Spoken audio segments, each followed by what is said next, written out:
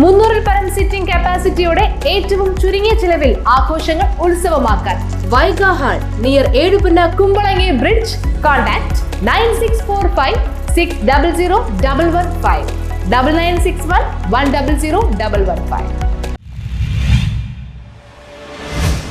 ആലുവയിൽ രാത്രി വർത്തമാനം പറഞ്ഞ് നിന്നവരെ ആക്രമിച്ച കേസിൽ 5 പേർ അറസ്റ്റ്.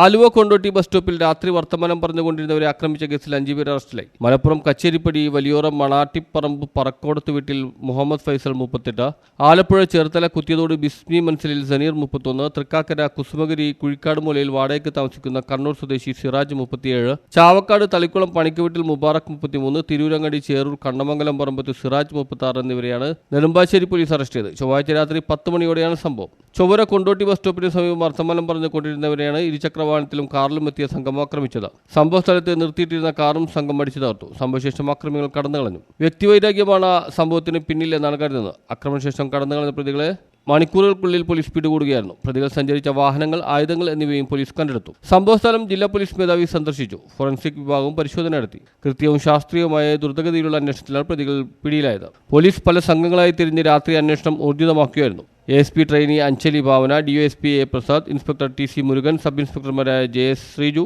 AC സിജു, രാജേഷ് ശ്രീധരൻ, ASIമാരായ Roni Augustine, Ignatius Joseph, senior CPO PO Saibi തുടങ്ങിയവരാണ് അന്വേഷണ സംഘത്തിലുണ്ടായിരുന്നത്. News bureau, Aluva.